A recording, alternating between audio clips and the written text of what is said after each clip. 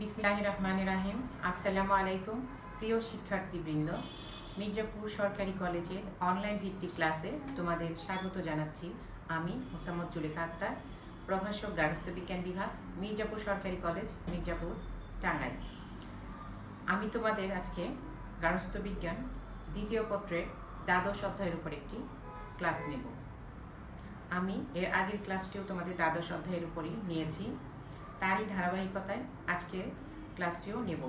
তো প্রথমে আমরা আমাদের পাঠের শিরোনাম জেনে নিই। আমাদের পাঠের শিরোনাম হলো মৌলিক খাদ্য গোষ্ঠী, সুষম খাদ্য ও মেনু পরিকল্পনা।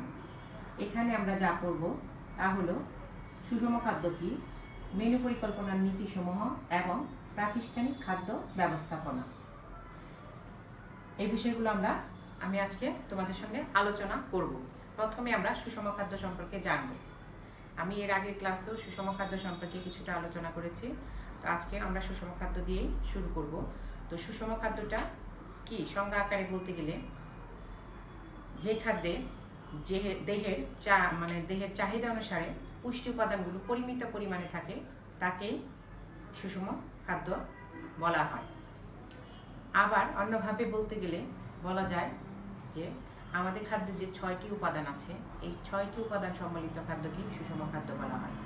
খাদ্যকে সুষম করতে গেলে কিছু বিষয় খেয়াল রাখতে হবে বা লক্ষ্য রাখতে হবে। সেগুলো হচ্ছে যেমন আমরা প্রোটিন, কার্বোহাইড্রেট, স্নেহ পদার্থ, ভিটামিন এবং খনিজ লবণ, এগুলো আমরা ঠিক কতটুকু খাদ্যে গ্রহণ করব। অর্থাৎ প্রোটিন জাতীয় খাবার যেমন মাছ, মাংস, ডিম, দুধ, এগুলো আমরা মোট ক্যালোরি 15 থেকে 20% আমরা খাদ্য তালিকায় রাখবো এবং আমরা গ্রহণ করব। আবার কার্বোহাইড্রেট জাতীয় খাবার যেমন চাল, আটা, চিড়া, মুড়ি, খই, এই জাতীয় খাবারগুলো আমরা মোট ক্যালোরি 60 থেকে 70% আমরা গ্রহণ করব। স্নেহ জাতীয় খাবার যেমন ঘি, মাখন, পনির, এই যে খাবারগুলো, এগুলো আমরা মোট ক্যালোরি 15 থেকে 20 থেকে 25% আমরা গ্রহণ করব। এছাড়াও আমরা শাকসবজি এবং ভিটামিন জাতীয় খাবারও প্রচুর পরিমাণে গ্রহণ করব।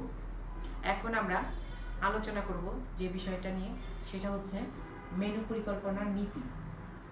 তো মেনু পরিকল্পনার নীতি সম্পর্কে আলোচনা করার আগে আমরা মেনু পরিকল্পনা কি সে নিয়ে কিছুটা আলোচনা করব। তো মেনু পরিকল্পনাটা আসলে কি, আমাদের যে বয়স আছে, বয়স, পরিবারের সদস্যদের বয়স, রুচি, তাদের চাহিদা, তাদের শারীরিক অবস্থা ইত্যাদির দিকে খেয়াল রেখে যে সুষম খাদ্যের যে তালিকাটা করা হয় সেটাই হচ্ছে মেনু পরিকল্পনা। এখন মেনু পরিকল্পনা করতে গেলে কিছু কিছু বিষয়ের দিকে আমাদের লক্ষ্য রাখতে হবে। সেই বিষয়গুলো আমি আজকে তোমাদের সাথে আলোচনা করব। তো আমরা প্রথমে মেনু পরিকল্পনার যে বিবেচ্য বিষয়গুলো আছে বা লক্ষণীয় বিষয়গুলো আছে, সেগুলো আমরা পয়েন্ট আকারে একটু জেনে নিই। আমরা পয়েন্টগুলো আগে পড়ব। মেনু পরিকল্পনার বিবেচ্য বিষয় অথবা মেনু পরিকল্পনার নীতি।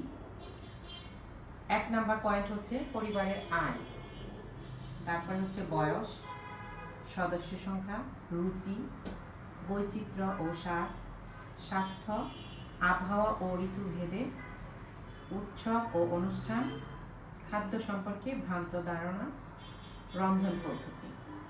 এই 10টা পয়েন্ট মেনু পরিকল্পনার নীতি। এগুলো আমরা আজকে আমি তোমাদের সঙ্গে আলোচনা করব। প্রথমটা হচ্ছে পরিবারের আয়। তো মেনু পরিকল্পনা করতে গেলে অবশ্যই প্রথমে আমাদের পরিবারের আয়ের দিকে লক্ষ্য রাখতে হবে। আমরা যদি স্বল্প আয়েরও হই, তারপরেও আমাদের কি করতে হবে, আমাদের খাদ্যের মানের দিকে খেয়াল রেখে, অর্থাৎ আমাদের যে দেহের চাহিদা মেটাতে পারবে কিনা বা যে পুষ্টি চাহিদা কতটুকু পূরণ করতে পারবে, সেই অনুযায়ী আমরা সেই ধরনের খাদ্য তালিকায় রাখবো এবং আমাদের আয়ের দিকটাও আমরা বিবেচনায় রাখবো। যাদের আয় বেশি তারা যে বেশি দামের যে খাবারগুলো আছে তারা খাদ্য তালিকায় রাখতে পারে, কিন্তু নিম্ন আয়ের যারা, তারাও যেন স্বল্প মূল্যের খাবারে পুষ্টিটা যেন পরিমিত পরিমাণে পায় সেটা খেয়াল রেখে আমাদের খাদ্য তালিকা তৈরি করতে হবে। এখন আমরা দ্বিতীয়ত দেখি বয়স। একটা পরিবারে আমরা সবাই একই বয়সে থাকবো না, বিভিন্ন বয়সে, যেমন শিশু, বৃদ্ধ, তারপরে মাঝবয়সী, বিভিন্ন বয়সে মানুষ আমরা পরিবারের মধ্যে একত্রে বসবাস করি। তো একজন কিশোর কিশোরীর যে চাহিদা বৃদ্ধের বা প্রাপ্তবয়স্কদের কিন্তু তার যে চাহিদাটা একটু কম হবে। কাজেই এদিকে লক্ষ্য রেখে বয়স বিবেচনা এনে আমাদের খাদ্য পরিকল্পনা করতে হবে। অর্থাৎ কিশোর কিশোরী এবং শিশুদের খাদ্য তালিকাটা স্বভাবত একটু ভিন্ন হবে এবং তাদের চাহিদাটাও বৃদ্ধদের চেয়ে বা প্রাপ্তবয়স্কদের চেয়ে বেশি। কাজেই তাদের কথা বিবেচনা রেখে, অর্থাৎ বয়স বিবেচনা করে প্রতিটা স্টেপের জন্য আলাদা আলাদা আমরা খাদ্য তালিকা নির্বাচন করব। এরপরে আসি সদস্য সংখ্যা। সকল পরিবারের সদস্য সংখ্যাও সমান নয়। একটা কম সদস্য বিশিষ্ট পরিবারে যেরকম খাদ্য আমরা তালিকায় রাখতে পারবো, খাদ্য তালিকায় একটা বেশি সদস্য বিশিষ্ট পরিবারে কিন্তু সেই পরিমাণ খাদ্য সরবরাহ করা অনেক ক্ষেত্রেই সম্ভব হয়ে ওঠে না। সেক্ষেত্রে যদি আয়ের সংস্থান না থাকে তাহলে তো সম্ভবই না। কাজেই আমাদের যে সদস্য সংখ্যা আছে সেদিকে খেয়াল রেখে আমাদের খাদ্য তালিকা বা মেনু পরিকল্পনা করতে হবে। সদস্য সংখ্যার উপর ভিত্তি করে খাদ্য তালিকা তৈরি করতে হবে। তারপরে হচ্ছে রুচি। পরিবারের সদস্যদের সকলের রুচি কিন্তু একরকম নয়। কেউ ঝাল খেতে বেশি পছন্দ করে, কেউ মিষ্টি বা কেউ টক, বিভিন্ন জাতীয় এক একজনের রুচি এক এক রকম। কাজেই মেনু পরিকল্পনা করার সময় অবশ্যই রুচির দিকে খেয়াল রাখতে হবে। রুচির দিকে খেয়াল রেখে আমাদের খাদ্য তালিকা তৈরি করতে হবে। বৈচিত্র্য ও স্বাদ। মেনু পরিকল্পনা বা খাদ্য তালিকা করার সময় বা মেনু পরিকল্পনা করার সময় আমরা একই ধরনের খাবার কিন্তু প্রতিদিন আমাদের খেতে ভালো লাগবে না। খাদ্য তালিকায় যদি একই ধরনের খাবার প্রতিদিন থাকে তাহলে সেটা খেতে ভালো লাগবে না। যার কারণে আমাদের বৈচিত্র্য আনতে হবে খাবারে, এবং স্বাদের দিকেও বৈচিত্র্য আনতে হবে, এবং বিভিন্ন রকম রান্নার আইটেমটা এক এক দিন এক এক রকম আমরা করব, সেদিকে আমাদের খেয়াল রাখতে হবে। তাহলে আমরা অর্থাৎ খাদ্যে বৈচিত্র্য আনতে হবে এবং স্বাদের ভিন্নতা আনতে হবে খাদ্য পরিকল্পনার ক্ষেত্রে। এরপরে হচ্ছে স্বাস্থ্য। খাদ্য পরিকল্পনার সময় অবশ্যই স্বাস্থ্যের দিকে খেয়াল রাখতে হবে। একজন ব্যক্তি যে কোনো সময় পরিবারের সদস্য অসুস্থ হয়ে যেতে পারে, সেক্ষেত্রে কিন্তু তার স্বাভাবিক খাবারের সঙ্গে তার কিন্তু পথ্যেরও ব্যবস্থা করতে হবে। কাজে এই স্বাস্থ্যগত দিকটা আমাদের অবশ্যই চিন্তা করতে হবে। সেদিকে লক্ষ্য রেখে আমরা খাদ্য তালিকা নির্বাচন করব।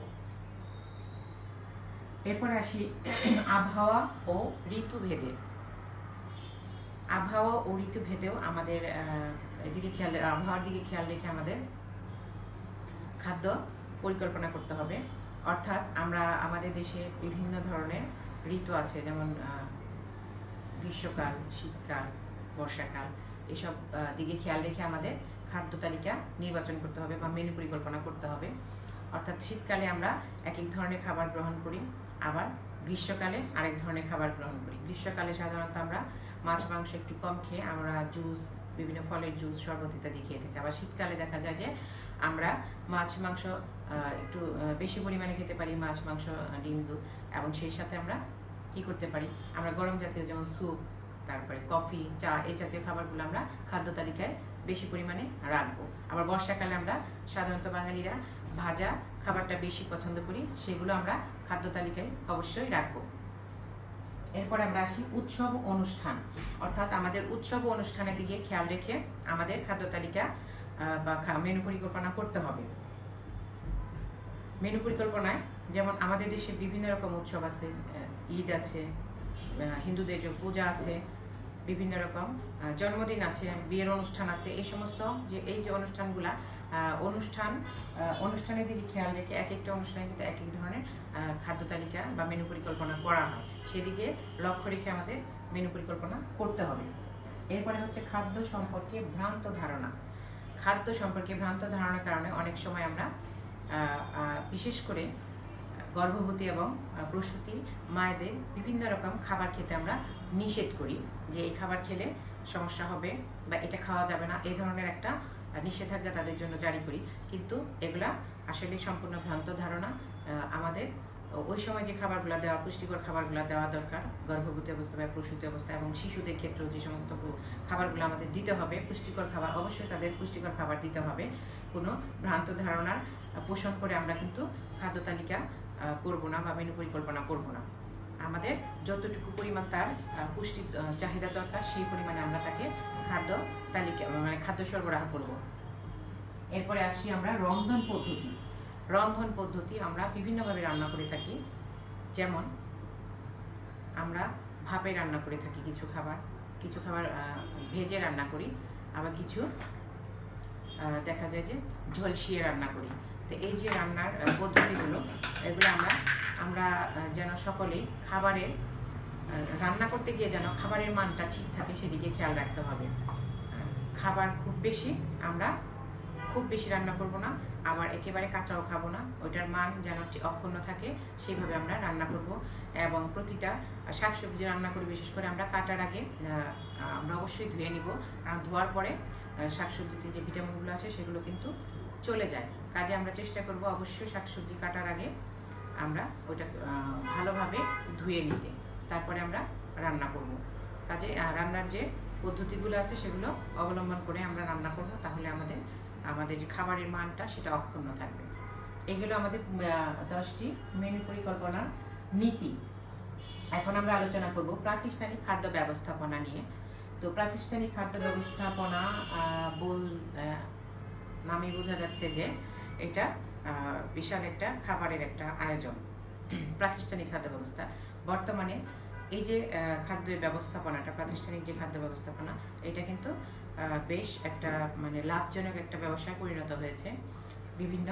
বিশেষ করে বিভিন্ন ছাত্রাবাসগুলো, তারপরে হোস্টেল, কর্মজীবী মহিলা হোস্টেল, শিশু পরিচর্যা কেন্দ্র, হাসপাতাল, ক্যাফেটেরিয়া, এই সমস্ত জায়গাগুলো কিন্তু আমাদের কি করতে হয়, অনেক লোকের খাবার একসঙ্গে রান্না করতে হয় এবং পরিবেশন করতে হয়। এই সমস্ত রান্নার ক্ষেত্রে এগুলোকে আমরা আসলে প্রাতিষ্ঠানিক খাদ্য ব্যবস্থাপনা বলে অভিহিত করতে পারি। এই ক্ষেত্রে আমাদের কিছু পয়েন্ট আমরা আলোচনা করব। প্রাতিষ্ঠানিক খাদ্য ব্যবস্থাপনা কিছু নীতিমালা আছে, সেগুলো আমরা একটু জানবো। কি পদ্ধতির মাধ্যমে আমরা প্রাতিষ্ঠানিক খাদ্য বা প্রতিষ্ঠানে যে রান্নাগুলো হয় বা খাদ্য ব্যবস্থাপনা হয় তার মাধ্যমে আমরা এই পয়েন্টগুলোর মাধ্যমে আমরা ধারণা লাভ করতে পারবো। প্রথমে আমরা আসি 1 নম্বর পয়েন্ট, ব্যবস্থাপক নিয়োগ। একটা প্রতিষ্ঠানে দক্ষ ব্যবস্থাপক অবশ্যই নিয়োগ করতে হবে, কারণ এই ব্যবস্থাপকের উপরই একটা প্রতিষ্ঠানের সুনাম নির্ভর করে। তিনি কর্মী নিয়োগ দিবে, সংগঠন করবে, তাদের একত্রিত করবে, তাদের নির্দেশনা প্রদান করবে, তাদের সমন্বয় করবে এবং সিদ্ধান্ত গ্রহণের ক্ষেত্রে সে সিদ্ধান্তও নেবে। কাজেই ব্যবস্থাপক নিয়োগটা একটা প্রাতিষ্ঠানিক খাদ্য ব্যবস্থাপনার ক্ষেত্রে ব্যবস্থাপক নিয়োগ একটা গুরুত্বপূর্ণ বিষয়, কারণ ব্যবস্থাপকের উপরই এই প্রতিষ্ঠানের সুনাম এবং দুর্নাম যাই বলি, এটা কিন্তু অনেকাংশেই নির্ভর করে। দ্বিতীয়ত আসি মেনু পরিকল্পনা ও খাদ্য ক্রয়। মেনু পরিকল্পনা ও খাদ্য ক্রয় অর্থাৎ ব্যবস্থাপক তিনি কিন্তু মেনু পরিকল্পনাটা মেনুটা তৈরি করবে এবং কি খাবার প্রতিবেলায় আমরা মেনুতে রাখবো, সে কিন্তু এগুলার একটা ধারাবাহিক একটা বাজেট করে সে সেই অনুযায়ী মেনু পরিকল্পনা করবে এবং সেই খাদ্য ক্রয়ের জন্য সে লোক নিয়োগ করবে। এটা হচ্ছে ব্যবস্থাপকের কাজ। এরপরে হচ্ছে 3 নাম্বার, খাদ্য গুদামজাতকরণ। খাদ্য ক্রয়ের পর আমরা ব্যবস্থাপক যিনি, তখন কিন্তু একটা গুদামজাতকরণের একটা ব্যাপার চলে আসে। কেননা কিছু খাবার আছে যেগুলো যদি সঠিকভাবে সংরক্ষণ করতে না পারে তাহলে কিন্তু সেই খাবারগুলো পচে নষ্ট হয়ে যাবে। এক্ষেত্রে প্রতিষ্ঠান ক্ষতির সম্মুখীন হবে। যার কারণে অবশ্যই খাদ্য ক্রয়ের পর খাদ্য সঠিকভাবে গুদামজাত করতে হবে, সঠিকভাবে সংরক্ষণ করতে হবে। সেটা রেফ্রিজারেটরও হতে পারে, অথবা যে কোনো জিনিস, শুকনা জিনিস যেগুলো সেগুলো ছড়িয়ে রাখতে হবে। এইসব পদ্ধতির মাধ্যমে খাবারগুলো সঠিকভাবে সংরক্ষণ করতে হবে। এরপরে আসি আমরা খাদ্য প্রস্তুত। খাদ্য প্রস্তুতের ক্ষেত্রেও প্রতিষ্ঠানের যে ব্যবস্থাপক আছেন তিনি তার কর্মীদের অবশ্যই সঠিক নির্দেশনা দিবেন, যেন খাদ্য প্রস্তুতের ক্ষেত্রে তিনি একটা দক্ষ যে পাচক বা যিনি রান্না করেন দক্ষ একজন বাবুর্চি সে নিয়োগ করবে। হ্যাঁ, তাহলে দেখা যাবে যে সে খাদ্যের গুণগত মান ঠিক রেখে সে রান্নাটা করতেছে। খাবার আমরা স্বল্প মূল্যে কিনবো, একটা প্রতিষ্ঠানে স্বল্প মূল্যে খাবার দিয়ে কিন্তু সে প্রতিষ্ঠান চলবে না। খাবারের গুণগত মানের দিকে অবশ্যই খেয়াল করতে হবে, তাহলে সে প্রতিষ্ঠানটা টিকে থাকবে বা লাভজনক একটা পর্যায়ে সে প্রতিষ্ঠানটা চলে যেতে পারবে। কাজেই সেখানে দক্ষ একজন বাবুর্চির প্রয়োজন আছে বা দক্ষ পাচকের প্রয়োজন আছে, যিনি কিনা খাবারের মান অক্ষুণ্ণ রেখে রান্না করবে এবং খাদ্যটাকে সুন্দরভাবে পরিবেশন করবে। এরপরে আসো খাদ্য। এরপরে আমি আলোচনা করব খাদ্য পরিবেশন 5 নাম্বার। অর্থাৎ খাদ্য পরিবেশনটা আমাদের সঠিকভাবে করতে হবে। কতজন লোক বা কতটুকু জায়গা লাগবে এবং খাদ্য পরিবেশনের ক্ষেত্রে যথেষ্ট পরিষ্কার পরিচ্ছন্নতা অবলম্বন করতে হবে। কাজে সেটা যদি দক্ষ কর্মী নিয়োগ না দেওয়া সম্ভব হয় তাহলে কিন্তু এটা সম্ভব নয়। পরিবেশনটা সুন্দর হবে এবং পরিবেশনের ক্ষেত্রে কিছু পদ্ধতি আছে আমরা জানি, যেমন ক্যাফেটেরিয়া সিস্টেম আছে, তারপর বুফে পদ্ধতি আছে, ওয়েটার সার্ভিস আছে। এইসব সার্ভিসের মাধ্যমে খাবারগুলা পরিবেশন করা সম্ভব হয়। এরপরে আসি পরিষ্কার পরিচ্ছন্নতা। অবশ্যই প্রাতিষ্ঠানিক খাদ্য ব্যবস্থাপনার ক্ষেত্রে পরিষ্কার পরিচ্ছন্নতা একটা গুরুত্বপূর্ণ বিষয়। খাবার আমি যেখানে রান্না করব, আমরা প্রতিষ্ঠানে যে খাবার যেখানে রান্না করা হবে সেখানে সেই জায়গাটা পরিষ্কার থাকতে হবে এবং খাদ্য পরিবেশনের জায়গাটাও অবশ্যই পরিচ্ছন্ন হতে হবে। এই জন্য কিন্তু দক্ষ কর্মীর প্রয়োজনীয়তা আছে, যারা কিনা অত্যন্ত দক্ষতার সাথে পরিচ্ছন্নতার সাথে খাবার পরিবেশন করবে এবং জায়গাটাকে সুন্দরভাবে পরিবেশনের আমরা যে কোনো রেস্টুরেন্টে খেতে গেলেও কিন্তু পরিবেশনটা খেয়াল রাখি যে কীভাবে ওয়েটার আসতেছে, কীভাবে খাবারটাকে সার্ভ করছে, এই বিষয়গুলো কিন্তু আমরা খেয়াল করি। কাজেই পরিষ্কার পরিচ্ছন্নতা অবশ্যই হতে হবে, তা না হলে প্রতিষ্ঠানের মান কিন্তু ঠিক থাকবে না। 7 হচ্ছে প্রয়োজনীয় আসবাবপত্র। একটা প্রতিষ্ঠান চালাতে গেলে, যেমন অনেক লোকের রান্না যে প্রতিষ্ঠানে বা যে জায়গায় করা হবে, সেক্ষেত্রে কিন্তু আমাদের সেসব রান্নার জন্য বড় বড় হাঁড়ি পাতিল, চেয়ার, টেবিল এবং অন্যান্য জিনিস কিন্তু বড় বড়ই লাগবে সব কিছু। হ্যাঁ, যেহেতু অনেক লোকের রান্না একত্রে হবে, হ্যাঁ, সেহেতু আমাদের বড় বড় হাঁড়ি পাতিল লাগবে, সব কিছু বড় বড় লাগবে এবং জায়গা বেশি লাগবে এবং চেয়ার টেবিলগুলোও সাজানো থাকতে হবে এবং যে আসবাবপত্রগুলো প্রয়োজন সেগুলো কিন্তু সবই একটা প্রতিষ্ঠানে থাকতে হবে। এরপরে আসি আমরা স্থান নির্বাচন। প্রাতিষ্ঠানিক খাদ্য ব্যবস্থাপনায় একটা প্রতিষ্ঠান তার কতগুলো লোক খাওয়াবে, সে 500 লোকের আয়োজন করবে না 1000 লোক খাওয়াবে, সেই অনুপাতে তার হোটেলে কতজন লোক খাবে বা তার ছাত্রাবাসে কতজন লোক খাবে বা সেই পরিচর্যা কেন্দ্রে বিভিন্ন মাদ্রাসায় বিভিন্ন জায়গায় কিন্তু অনেক লোকের রান্না একত্রে করা হয়। সেক্ষেত্রে তার সদস্য সংখ্যা বা তার লোক সংখ্যা কত সেদিকে লক্ষ্য রেখে স্থান নির্বাচন করতে হবে। অবশ্যই বেশি লোকের জন্য বড় জায়গার প্রয়োজন হবে, বেশি জায়গার প্রয়োজন হবে এবং সেই জায়গায় তাকে ব্যবহার করতে হবে, নিতে হবে, অর্থাৎ সঠিক স্থান নির্বাচন করতে হবে। ছোট্ট জায়গায় কিন্তু অনেক লোকের রান্না এবং খাবার পরিবেশন সম্ভব নয়। এরপরে আসি অন্যান্য কাজ। অন্যান্য কাজের মধ্যে যেমন পরিষ্কার পরিচ্ছন্নতার দিকে অবশ্যই প্রতিষ্ঠানটাকে খেয়াল রাখতে হবে, যে প্রাতিষ্ঠানিক খাদ্য ব্যবস্থাপনার যিনি ব্যবস্থাপক আছে তার অবশ্যই খেয়াল রাখতে হবে যে যাদের খাওয়ানো হচ্ছে পরিবেশটা ঠিক আছে কিনা, সব কিছু ওয়েদার ঠিক আছে কিনা, সেখানে মশা মাছি মানে কোনো জীবাণু ছড়াচ্ছে কিনা, তারপরে যারা কাজ করতেছে তাদের একজনের উপর অনেক কাজের চাপ যেন না আসে, এই বিষয়গুলো অবশ্যই তার খেয়াল রাখতে হবে এবং পরিবেশনের সময় তার যে কর্মী আছে প্রত্যেকটা কর্মীর আচার আচরণ অবশ্যই সুন্দর এবং মার্জিত হতে হবে, তাহলে কিন্তু সেই প্রতিষ্ঠানটা অনেক সময় ধরে টিকে থাকবে এবং অনেক দূর যেতে পারবে। তাহলে আজকে আমি তোমাদের আলোচনা করলাম মেনু পরিকল্পনার নীতি এবং প্রাতিষ্ঠানিক খাদ্য ব্যবস্থাপনা। আমি তোমাদের আজকে বাড়ির কাজ দিয়ে দিব, তোমরা একটু কাগজ কলম থাকলে তোমরা এটা লিখে নাও। একটা প্রশ্ন দিয়ে দিই, তোমরা এটা লিখে নাও। আমি মুখে বলছি প্রশ্নটা। খাদ্যকে সুষম করতে হলে কোন কোন বিষয় অবশ্যই লক্ষ্য রাখতে হবে, ব্যাখ্যা করো। আমি আবারও বলছি, খাদ্যকে সুষম করতে হলে কোন কোন বিষয়ের প্রতি অবশ্যই লক্ষ্য রাখতে হবে, ব্যাখ্যা করো। প্রিয় শিক্ষার্থীবৃন্দ, আজকে এই পর্যন্তই। আগামীতে তোমাদের দু একজনে কমার্স করেছ একাদশ অধ্যায়ের উপর ক্লাস নেওয়ার জন্য আমি চেষ্টা করব। আগামীতে তোমাদের একাদশ অধ্যায়ের ক্লাসটা নেওয়ার চেষ্টা করবো ইনশাআল্লাহ। তো আজকে এই পর্যন্তই। আগামী ক্লাসের আমন্ত্রণ জানিয়ে এখানেই শেষ করছি। আসসালামু আলাইকুম।